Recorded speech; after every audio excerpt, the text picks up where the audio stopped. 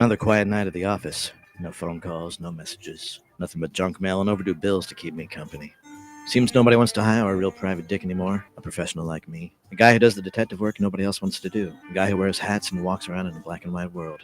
I began contemplating a more profitable line of work, like politics. We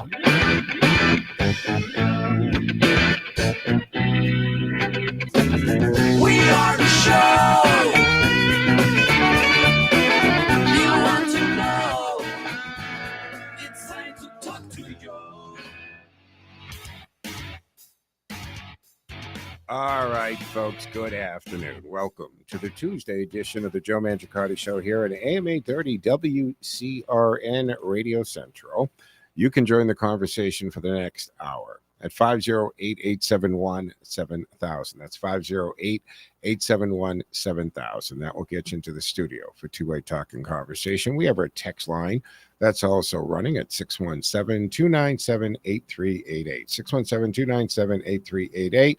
That appears on a screen here in the studio in real time, and we try to work it into the conversation. Don't forget, we do stream 24/7, like thousands of other radio stations do, on the TuneIn app. Just punch in WCRN on that app. You'll find us, our cool logo there. Do me a favor, hit the like button. We know you're there, and we're easy to find after that. And you can tell Alexa to play WCRN, and she'll do it, no questions asked. I am streaming the show on our station's Facebook page and YouTube channel. You can also do it, watch it, that is, on my social media platforms at Joe Mangi Show, M-A-N-G-I, Joe Mangi Show, Facebook, Twitter, or X, I should say, Twitch TV, LinkedIn profile, and we do stream live to Rumble. So multiple ways to watch it and listen to the show, and it is turned into a podcast, and you can subscribe for the podcast wherever you do that, whether it's Google Play, Spotify, iHeartRadio, you know the drill there. Today, behind the glass flying the board, he'll get you set up and into the studio for two-way talk in conversation. 508-871-7000. And to those streaming and watching on streaming, welcome and thanks for joining us. So President Trump continuing with this presser, right? He had his seventh cabinet meeting. It's at 11:30 today. I did post all of the cabinet secretaries and administration heads that are on my Facebook page at Joe Mangi Show. So you can check out who is there. And now he's fielding a lot of questions, mostly have to do with the crackdown in crime. What are we at 10 days in a row without a murder in D.C. and carjacking down 83%. So he's very, very proud of that. That will continue. We'll get the fallout from that and the criticisms that come with that. But today, August 26th, our anniversary of the Abbey Gate, and we'll talk about that. It is today, the 26th, is also National Dog Day, for those that might not know that. But for me, it's also the anniversary of our station mascot and my companion, Teddy Goodpup, passed away a year ago today. And today carries these two profound meanings for me, because it is National Dog Day, a celebration of the joy and loyalty and unconditional love that dogs bring into our lives. But it is also the 1 year anniversary of the passing of my beloved Teddy Goodpup, my service dog. Teddy was more than just a companion. He was a partner and a guardian, teacher. As a trained DDS service dog, Teddy had the extraordinary gift of detecting changes in blood sugar through the scent of breath. A diabetic breath dog, in essence. At just 7 pounds, he carried the weight and responsibility of far larger dogs than his size. His gentle presence was a lifelong, steady, reliable existence filled with love. Yet Teddy's mission extended beyond me. He became a mascot, a symbol of hope for organizations and companies committed to animal welfare. Through his radio feature, Teddy helped countless shelter dogs and cats find their forever homes. He was living proof that every animal, no matter how small, has a role to play in this world. And on this National Dog Day, while I reflect on the whole Teddy left behind, I also celebrate the incredible bond between humans and dogs. They are not just pets, they are healers, protectors, and family. Teddy's legacy lives on in every adoption made, every service dog trained, and every moment someone discovers that a furry friend can change their lives. So the Joe Mangiacotti Show honors Teddy. The station does too. by encouraging you, our listeners, to consider adoption, to support animal welfare organizations, and to cherish the dogs already by their side. If you've ever known the love of a dog and you know it's a bond that never ends, Teddy may be gone, but he will always be forever my Teddy Goodpup. So today, let's celebrate all the teddies in our lives, the loyal companions, the service animals, the sheltered dogs, waiting for, patiently that is, waiting for love. Hug your dog a little longer, a little tighter, share their story, and remember sometimes the smallest paws leave the biggest prints on our hearts. Now, National Dog Day is observed each year on this date. It was founded in 2004 by animal advocate Colleen Page. Now, the date marks the day she adopted her first dog at age 10, a touching origin that begins this annual tribute. Also, we will be having Pet Rock again on October 5th this year, Sunday the 5th in Lancaster. WCRN will have a booth there. Teddy's picture will be there, and I know Jeannie Hebert, who puts this on, I think their 26th year. Don't hold me to that. It's in the mid-20s. Was a good friend to Teddy and often incorporated Teddy into Pet Rock ceremonies. But today, the National Dog Day honors all dogs, purebred and mixed, and underscores the numerous roles that dogs play in our lives, from loyal family companions to brave service animals, therapy, rescue, detection, beyond. It also serves as a day to raise awareness about dog welfare, encouraging adoption, responsible ownership, and opposing practices like puppy milling. If you have a chance, take the dog from the shelter, give it a home. An elderly dog, too. They still have a lot of love left in them. I know there's that meme and saying that goes around that a dog is in your life and your best friend for a portion of your life, but you're in that dog's life and their best friend for its entire life. So in Austin, right, shelters and rescues are encouraging dog lovers to adopt, emphasizing the importance of thoughtful matches and keeping the city's no-kill status sustainable there. Breed popularity is on full show in Denver. Golden Retrievers top the list. In Columbus, Golden Doodles lead. And across San Francisco, it's French Bulldogs reigning supreme. The French Bulldog has become the chic accessory to the elite. Have you noticed this trend in the last 3 years? Some cities, even universities, are celebrating with festive events. Lorado College, for instance, hosted a photo challenge and best dog photo contest, complete with prizes and displays. Channel 5 here in Boston is running a social media campaign to upload pictures of your dog today. So why does all this matter? National Dog Day blends celebration with purpose.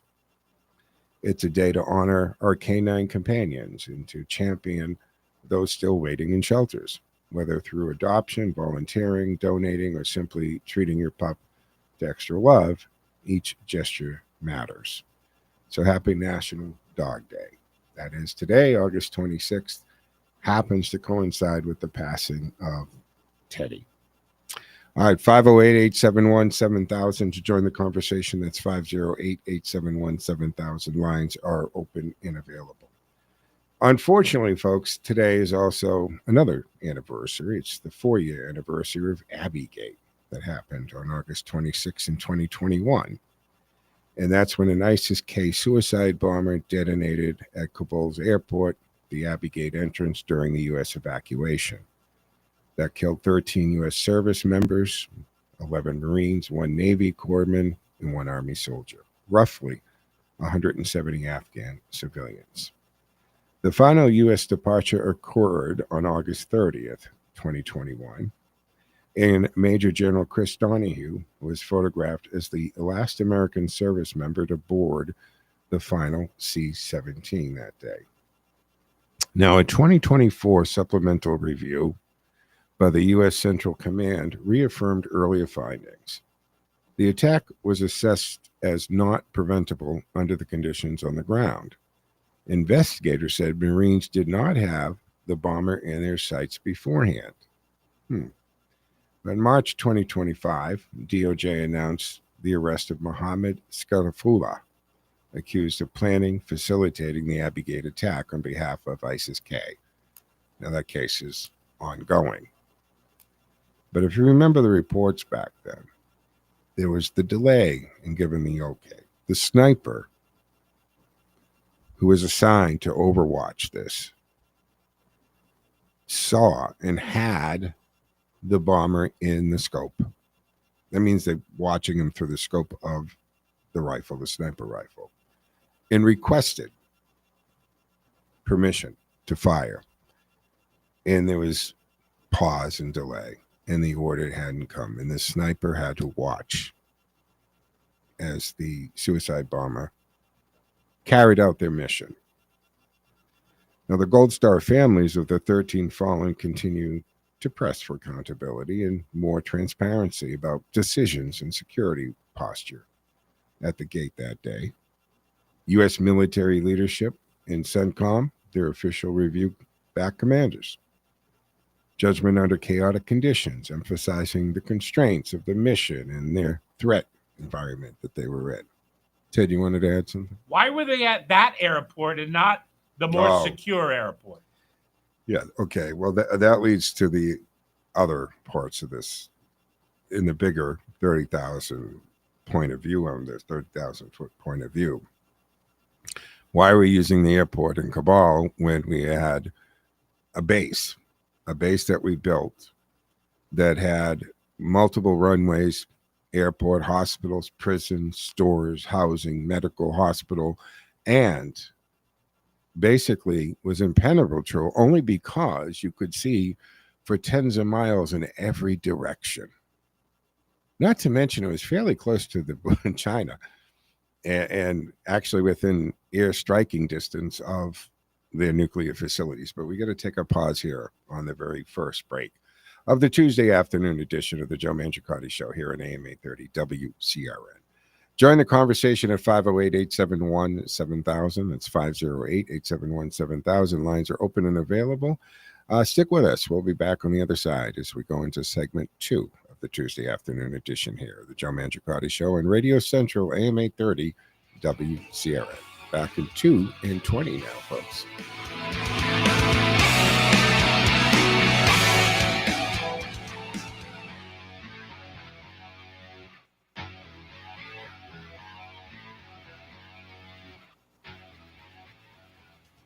Did you know most chicken restaurants fry their food in inflammatory canola oil, the kind linked to chronic inflammation and health issues?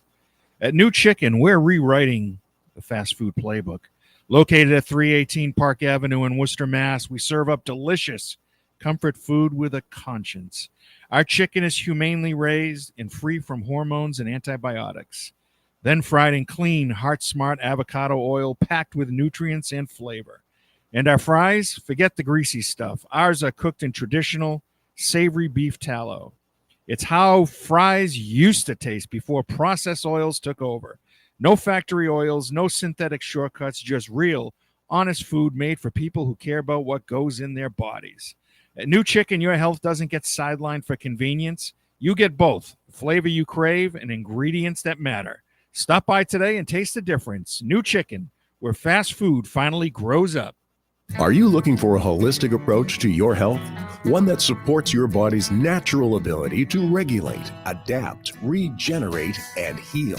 Look no further. The Bioregulatory Medicine Institute, BRMI, a nonprofit global organization dedicated to advancing the science and art of bioregulatory medicine, welcomes you to their free and rich library of resources. You'll find articles, podcasts, videos, and more at brmi.online. BRMI believes health freedom is a basic human right, honoring medical ethics and the innate intelligence of the human body. When your body is properly supported, it will thrive. If you're looking for the root cause of illness, physical, emotional, or spiritual, visit brmi.online. brmi.online. All right, folks. Welcome back to the Tuesday afternoon edition of the Joe Mangiacotti Show here on AM 830 WCRN Radio Central. Reminding you can join the conversation for the remainder of the hour at 508-871-7000. That's 508-871-7000. Lines are open and available. Don't forget we were also streaming from the palatial but not overly ostentatious WCRN studios high atop the Carberry Towers in Westboro. And of course, you can listen to the station stream 24/7 on the TuneIn app. And don't forget, I'm streaming on my social media platforms at Joe Mangi Show. That's Facebook, X, Twitch TV, LinkedIn profile, and yes, to Rumble Live as well.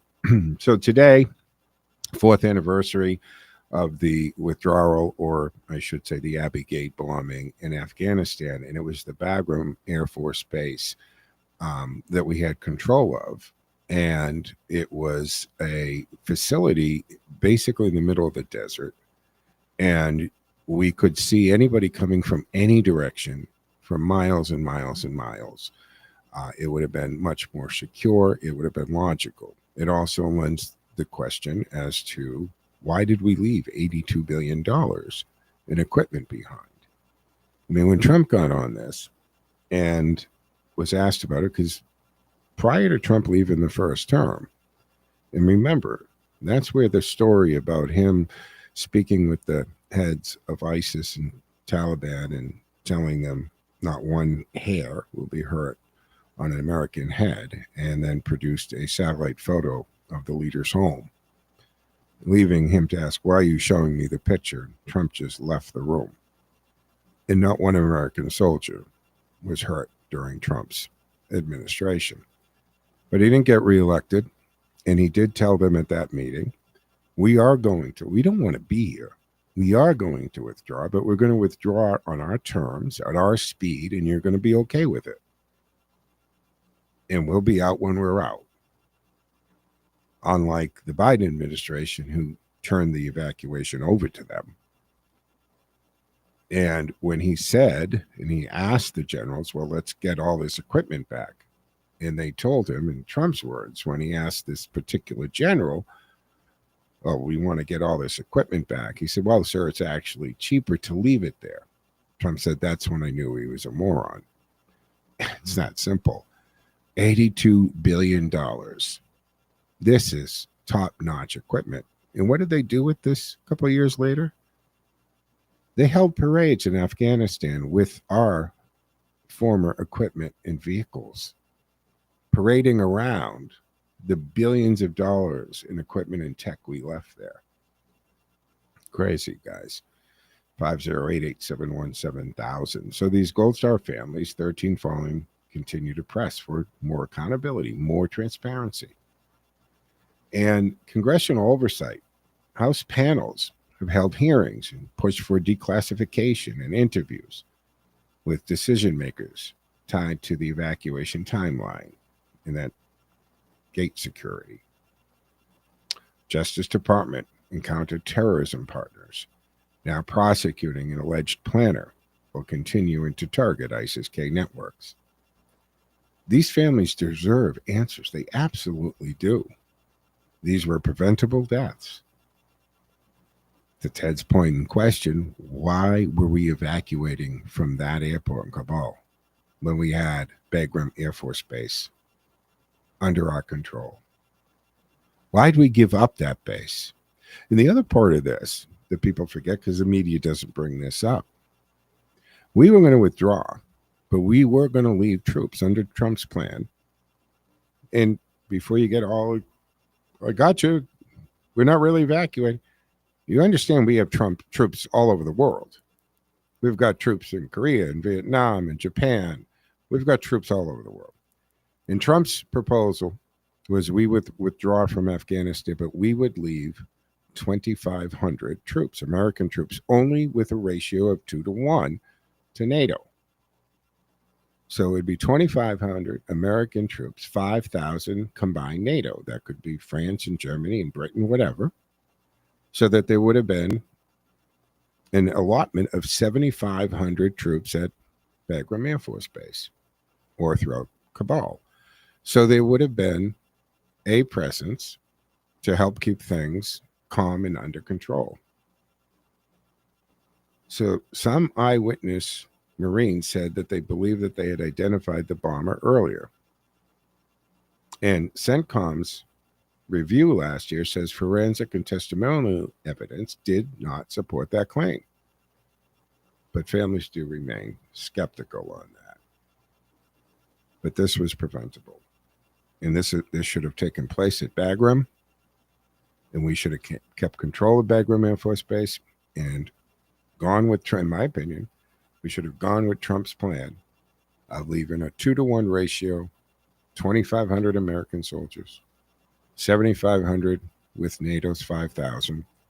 And then we could have closed the chapter on that without this tragedy and being able to prevent the reconstitution of these terrorist cells. 508-871-7000 to join the conversation. Let's go to the phones. Mark's waiting patiently. Hey, Mark, what say you? Was that number you came up with, $82 billion? We left on the table in Bagram? That's the number that's put out there, yeah. How much of that equipment, how much of that equipment do you think that was at Bagram that was left by those morons? How much do you think of that equipment wound back in China, wound back in North Korea, was back engineered by all of their top scientists and engineers? And not a question, that? Mark, not even a question if it did happen. It was a question just how fast did it happen? Right? How fast did the last C-17 take off? And they were raiding Bagram and raiding our depots and grabbing that. You know, you can walk through the streets of Afghanistan now, and in these street markets, folks, there's night vision goggles, flash grenades. There's all kinds of equipment that you can buy. M4 rifles.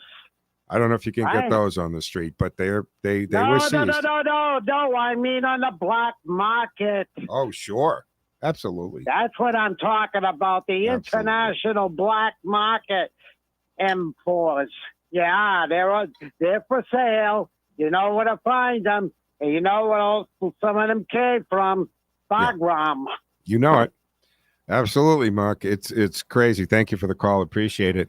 But yes, you got the black market. But even aside from the black market, where you're going to get the real high tech stuff and the actual weapons, these street vendors have former GI issued gear that you can buy off the street because it's just penetrated through the community because they just scavenge the stuff. So if you're in Afghanistan and you stop at one of those little street things, hanging up there could be utility belts and bags and even some pretty good equipment. It was beyond illogical. It had no common sense to the withdrawal.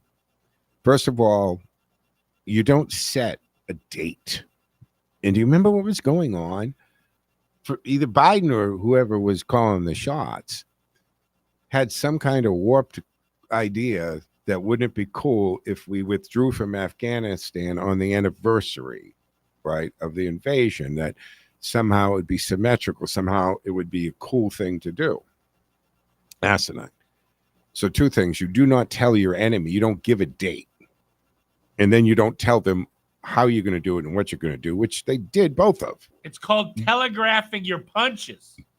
And it's not good whether you're the most powerful military on the planet or you're in a street fight. You don't telegraph your next move. It was absolutely silly. So where are we now? What are the impacts of this? Reviews emphasize crowd control limits, the different interagency coordinations, and the difficulty of screening under mass evacuation pressures that they were having. So lessons now embedded in doctrine and training as a result of that debacle. In the 2025 arrest of this ISIS-K planner signals continued U.S. pursuit of these perpetrators beyond the battlefield. And I know as long as Trump's in this office, it will continue. I think it might depend on who holds the Oval after him. Now, complementing prior kinetic actions against ISIS-K figures will be part of the drill here. And for many families and veterans, closure hinges, quite frankly, on just fuller transparency and visible accountability. Issues that continue to surface at hearings and on the anniversaries. So we're 4 years. These families lost their loved ones, lost their children. Some lost their partners, spouses. And it's still fresh. Still fresh. So 4 years on, we honor the 13 fallen and the Afghan innocents, and we keep pressing for clear answers. Accountability isn't partisan, folks. It's respect. And we got to take the partisan out of it. Justice moves slowly, but it's moving. In this DOJ 2025 arrest of the ISIS-K planner shows that the hunt is continuing. All right, 508-871-7000. Join the conversation for the remainder of this hour. And don't forget we're streaming, so you can watch and listen on the social media platforms for the station, as well as the Joe Mangi Show, M-A-N-G-I, Joe Mangi Show. You can do that on Facebook, X, Twitch TV, LinkedIn profile, and Rumble, of course. When we come back, I think we'll get a little bit into this brand misstep with Cracker Barrel in these companies. And what does woke mean? Right? Woke is now one of those words that's getting used so much that not quite what it means. Now everybody kind of has their interpretation of woke or what they think woke means. So what does woke mean? But you know, I know it's catchy to say you go woke, you go broke, but what exactly is going woke and what does that mean? And in this brand mishap with Cracker Barrel, sometimes it blows up, sometimes it works in your favor, and we'll talk about those. But Cracker Barrel means the barrel that crackers used to be shipped in, by the way. Let's get this stupid racial component out of it. All right, back in 2 and 10, folks. Stick with us.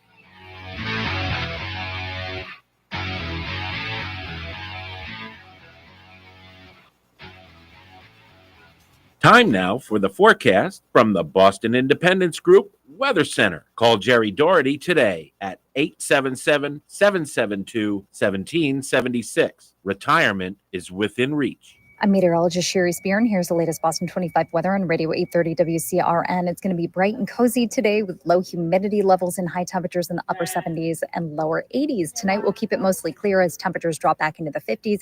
You might be grabbing a light jacket when you hit the road tomorrow morning, but temperatures again in the mid 70s will feel comfortable and mild in the afternoon with a few more afternoon clouds for your Wednesday plans. I'm meteorologist Sherry Spear, and you can hear Boston 25 live for the morning drive weekdays on AM 830 WCRN. More live and local radio is next. Stay tuned to Radio Central, 830 WCRN.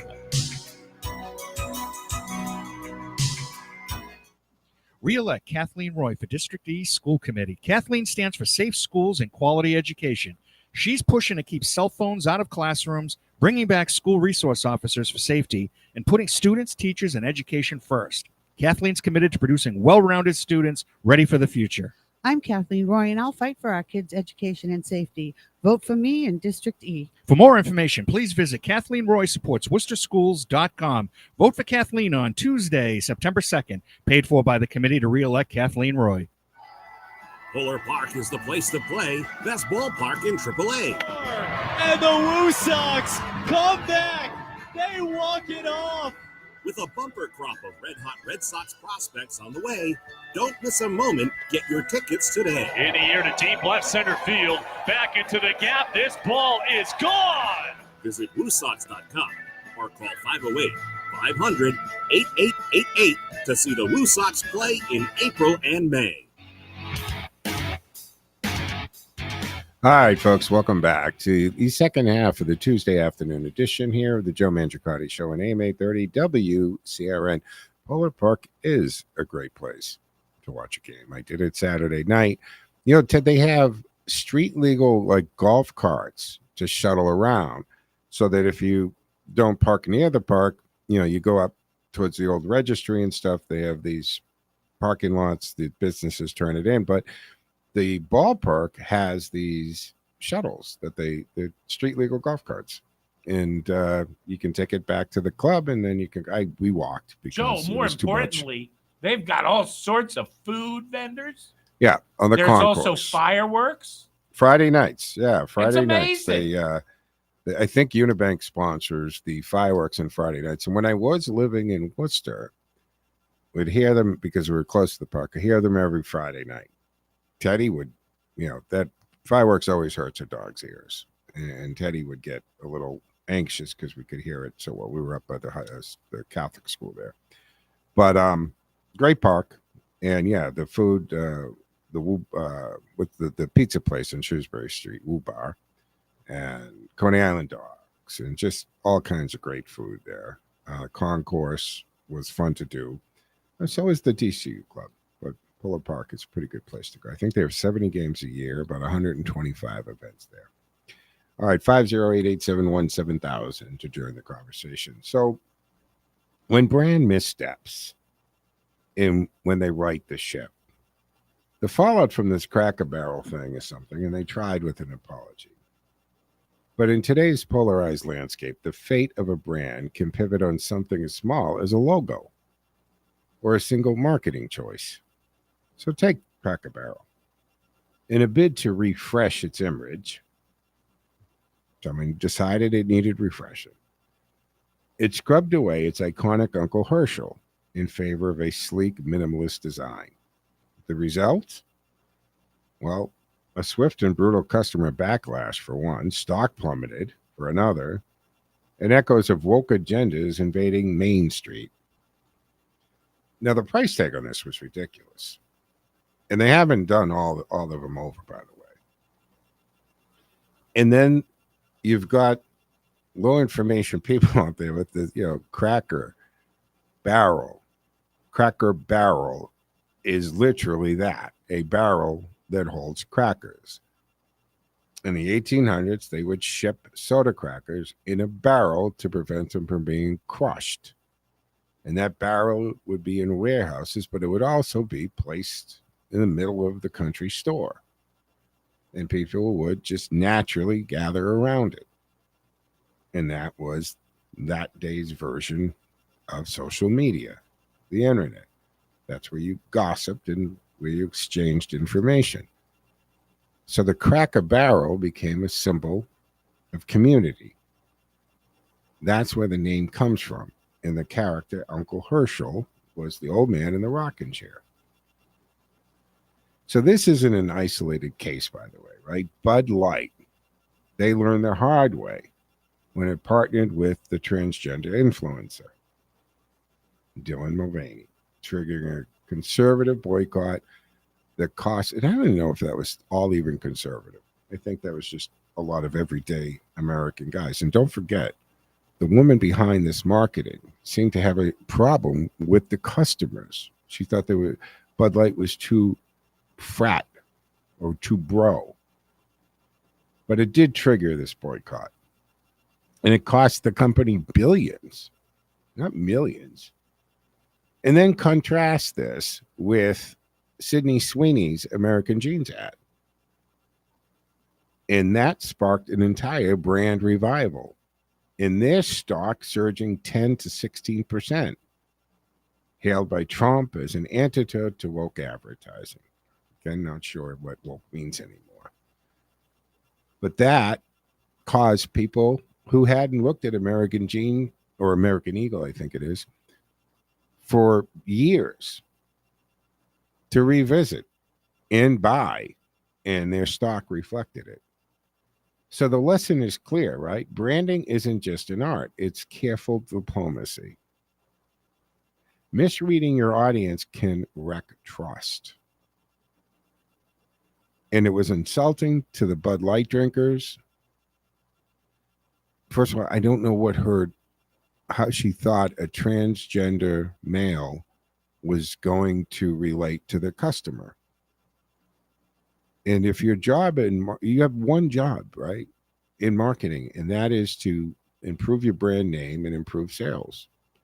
It's a fiduciary responsibility. The moment you take your paycheck, that's what you're supposed to do. And if you have your personal agenda or personal feelings to that level that you're willing to tank a business by billions of dollars, you probably should do the right thing and resign if you can't bring yourself to do that job. But that kind of class doesn't exist anymore. So misreading your audience can wreck the trust that brand has built up over decades and sometimes a century or so. As Anheuser-Busch. One of the Anheuser-Busch descendants was offering to buy Bud Light back. So playing politics with your identity might energize one group, but it alienates another, which is why my advice to these entertainers is keep the politics out of your performance. It just doesn't work out for you usually. One comment or rant can cause people to think twice about seeing your next movie or going back and enjoying your former movies. Look at De Niro. De Niro did some great movies. And then he comes out forgetting that he's an actor. He's not really a tough guy, and he's like 5 feet. Talking about wanting to punch the president in the nose and stuff. Why would you tank your brand after decades of building that up? I do not get that. But for products rooted in nostalgia, right, or beer, for that matter, loyalty is fragile. And your brand isn't just a logo or a tagline. There is a social contract. And you should pay attention to that. And you should honor it. So, why Cracker Barrel's rebrand backfired so horribly? I mean, they did leave the name Cracker. They kept Cracker Barrel. They got rid of the barrel. They got rid of the iconic old man in the chair. And they went for this more streamlined look. And that makes me think of, it's not that I had this prepared, but remember years ago, or at least when I was a kid, like McDonald's was a playland. Literally, they had a playland, McDonald's playland. And they had the slides and the jungle gyms and stuff. I mean, they were probably petri dishes of all kinds of cold viruses and stuff. But it was a very colorful thing, and the characters, which might have scared some kids. And I heard somebody say something the other day about Grimace. Just for the record, Grimace is supposed to be a taste bud, by the way. I know a lot of people don't know that. It's Mayor McCheese, which is odd to me because that's cannibalism. Why would he be eating himself? But Grimace is a taste bud. That's what he's supposed to be. Now you look at a McDonald's, and they've all done this. They've gone with this slim streak, almost like you're having your dinner in a car dealership. So I'm not sure if that's the way to go, but they went that way. They got rid of that old folksy thing, right? And they went with the streamline, the shield, and just the word Cracker Barrel. Okay. And what does Bud Light's miscalculation reveal about cultural branding? If the Bud Light debacle isn't taught in marketing courses in college today, I don't know what to tell you about that. And how American Eagle with Sydney Sweeney executed a cultural reset. And they weren't doing great. American Eagle were having trouble. This may have saved the company. And what businesses might get right when navigating today's minefield of identity and loyalty? Ted, you wanted to jump in? Yeah, I went to journalism school back in the late 70s, early 80s. I thought you were going to say when they still had stone and tablet. Yeah. And I had professors who had worked with the big names in New York, and they would always say, Ted, never put yourself in the story.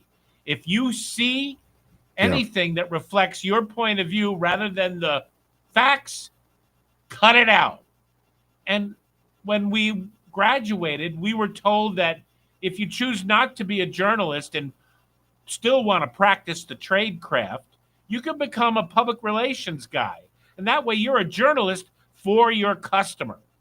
Yeah. And that's you still the can't difference. put yourself in the story. You can't. And that, I think, is one of the downfalls of media today. And going back when I was getting ready to enter this profession, and my instructors, when they came to the news, were very adamant about not letting your political point of view or your politics come through in your news reporting.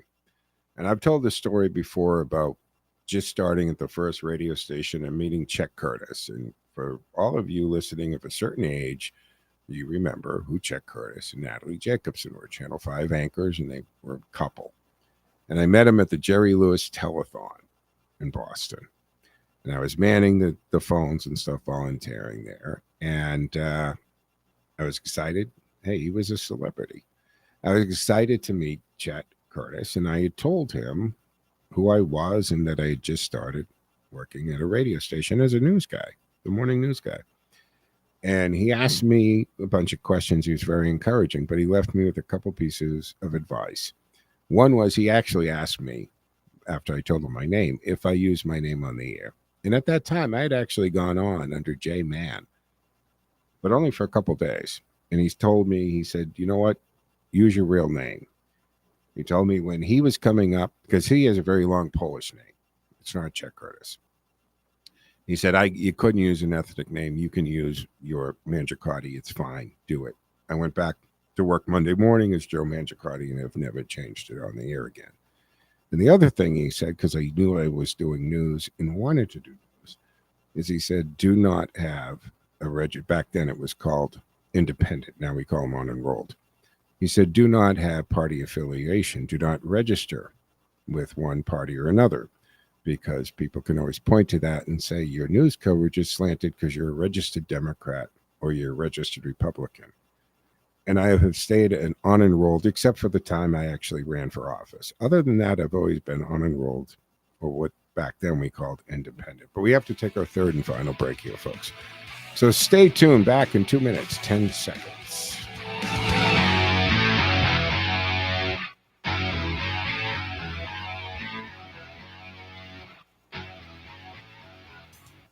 Looking for a fuel and food stop that truly stands out? Experience the Yatco difference. At Yatco, we're dedicated to bringing you the best customer service, the highest quality products, and a commitment to making your life on the go easier. Yatco has 15 convenient locations across central Massachusetts, and now our newest spot at 75 Quansigamut Ave in Worcester. Yatco, where every stop keeps you going. This is Jerry Doherty, host of Making Money Last, right here on WCRN. Like all business owners, I'm interested in why people choose to work with Boston Independence Group. So I asked my clients. The most common response, Jerry does not try to be all things to all people. Boston Independence Group is specialized, focused solely on retirement planning. My customers enjoy the difference. We do one thing, and we do it exceptionally well. Help other people live better in retirement. That's it. If you're ready to retire or making plans to retire, we can do for you what we've done for hundreds of other retirees throughout New England. Live better in retirement. Just give me a call. I'll show you how. My toll-free number is 877-772-1776. Again, that number is 877-772-1776. And you can visit us on the web at bostonindependencegroup.com. bostonindependencegroup.com. Hi, I'm Dr. Eddie Arus with the Vascular Care Group. If knee pain is making everyday activities feel like a struggle, and you've been told your only option for relief is major surgery, think again. Genicular artery embolization is a non-surgical outpatient treatment that can dramatically reduce pain and improve mobility. It targets the inflammation that's causing your arthritis knee pain, and best of all, is performed right in our office. To learn more about living the pain-free life, visit thevascularcaregroup.com with offices in Worcester and Sturbridge, Massachusetts. All right, folks, welcome back here to the fourth and final segment on the Tuesday afternoon edition of the Joe Mangiacotti Show on AM 830 WCRN. Reminding you, folks, that you can join the conversation at 508-871-7000. 508-871-7000 for the remainder of the hour, the time we have left together. Lines are open and available.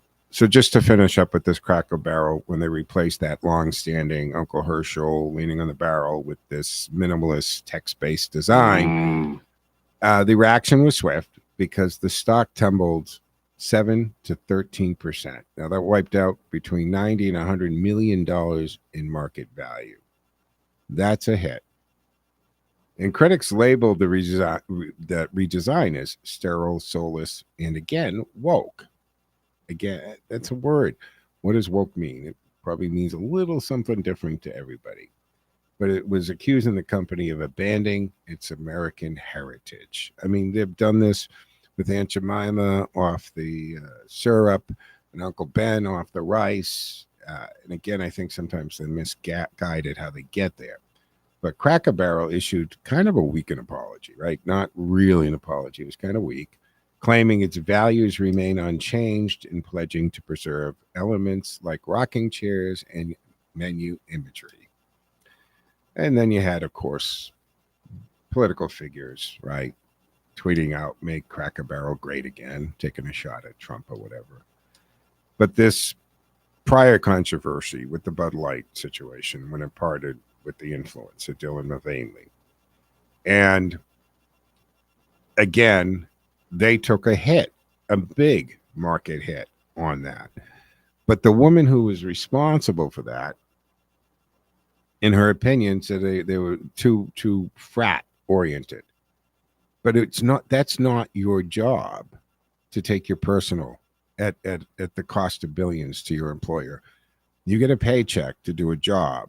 You have a fiduciary responsibility in there. And conversely, in this turnaround with Sydney Sweeney, when she was in the American Eagles jeans ad, people loved it. Trump posted end of woke advertising. And their Eagle shares had a 10 to 16% bump up. And it stood out as a cultural corrective to maybe Bud Light's backlash, and reinforcing the political spending benefit of non-ideological messaging here. So companies that veer into decisive cultural messaging, no matter how well intended, they're going to risk alienating their base. Cracker Barrel and Bud Light lessons underscore that brand identity does matter, and cultural shifts need finesse, not force. They didn't read this well. American Eagle did, apparently. And conversely, the Sweeney case shows how aligning with neutral or broadly appealing values can, in fact, restore some brand strength. All right, folks. 508-871-7000 to join the conversation. That's 508-871-7000. What say you? We're streaming on my social media platforms at Joe Mangi Show, X, Facebook, Twitch TV, LinkedIn profile, and of course at Rumble. So I wanted to talk about this because I don't know if you saw this clip, but pretty much when representation meets readiness, because Snoop Dogg was on a podcast and he took his grandkids to see Lightyear. And he didn't like what happened, right? Everyone remembers the first time that your child, they ask you that unexpected question, that challenging question. And you want to answer it, of course, but sometimes the timing catches you a little bit flat-footed. It wasn't the time you were prepared. Maybe you didn't think your child was old enough for that conversation. Well, that's kind of what happened to Snoop Dogg. So in a recent episode of It's Giving, it's a podcast, he was on it. He admitted to being thrown when his grandson turned midway through the viewing of Lightyear, and he asked Papa Snoop, how she have a baby with another woman? She a woman. So apparently two female characters had a baby in this movie. I didn't see the movie.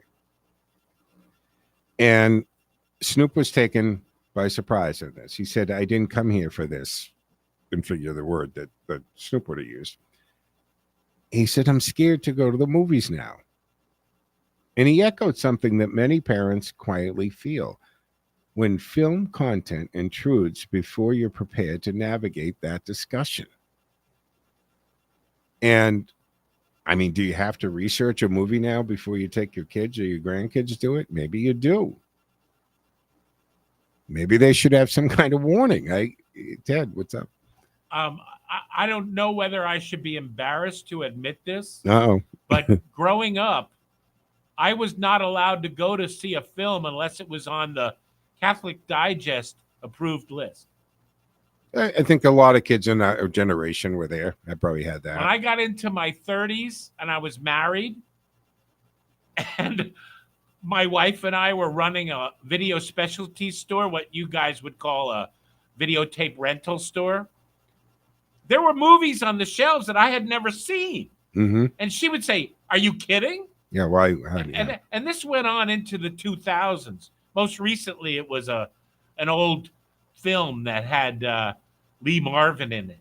And, it was kind of questionable, the script. Well, there's a lot of directors that ruin their careers because of content that we wouldn't think twice about today, but in their time, just wasn't acceptable. But I want to make something clear on this.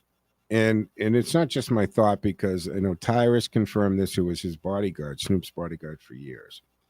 And initially there was some criticism to Snoop about anti-LGBTQ and so forth. And this isn't being about, or he's not being anti-gay or lesbian whatsoever here. That's not what this is about. Disney and Pixar reintroduced this brief same-sex kiss scene in depiction of a lesbian couple raising a child in light years, part of their inclusive storytelling. This is an active thing that Disney is doing. And Disney has also gotten in trouble over the years for people within their ranks slipping certain things into movies and cartoons. The phallic symbol in the castle and Cinderella and things like that over the years. If you know right now what I'm talking about. So this producer, Sussman, called it loving and inspirational for countless families, not just modern or divisive ones. So it reflects real life. Love comes in many forms. And yes, families can be built in different ways. And that's fine.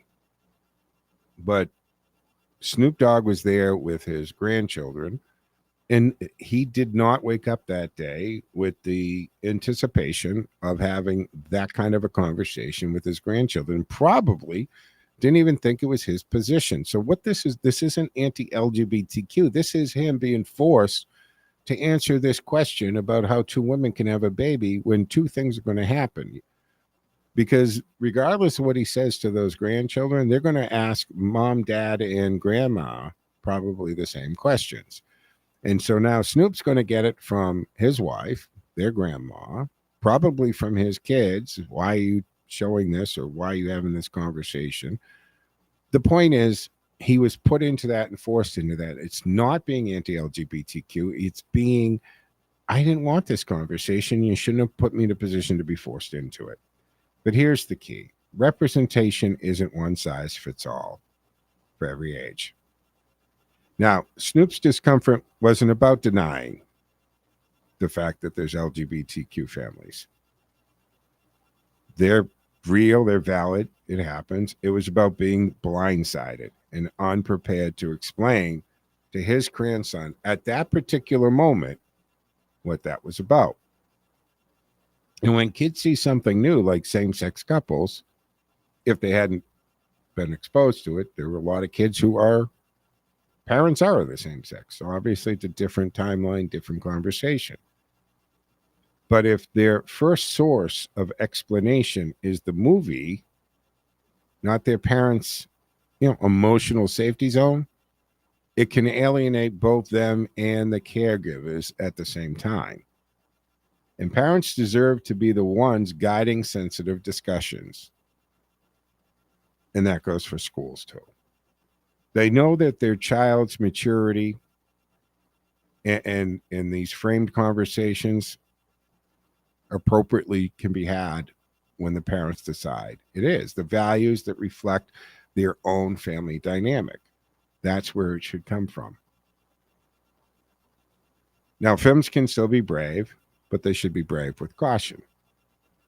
Including diverse relationships in media is important. It teaches empathy, normalizes realities, fosters inclusivity. It does all that. But creators and streamers should also provide tools like age ratings, discussion guides, or parental advisories so they can empower their families rather than bypass them and then put people like Snoop was in this situation and that kind of situation. So imagine if Lightyear had added a quick notation in the credits or online resource on how two moms raise a baby. Here's how, for viewers anticipating this question that they're going to be blindsided with. That step lets families prepare and stay in the driver's seat of values and of those communications. Snoop Dogg's reaction isn't necessarily homophobia, and I don't think it was at all. It's a reminder of how vital it is that parents lead when kids are ready, not when films surprise them, or teachers force those conversations for that matter. It's up to the parents to explain life's complexities on their terms. So yes, media should reflect our world. Yes, representation does matter, but timing and manner of that representation determine whether the emotional message lands with love or leaves families feeling a little bit snowed under. Folks, we're going to have to wrap up the Tuesday edition of the Joe Mangiacotti Show on AM 830 WCRN.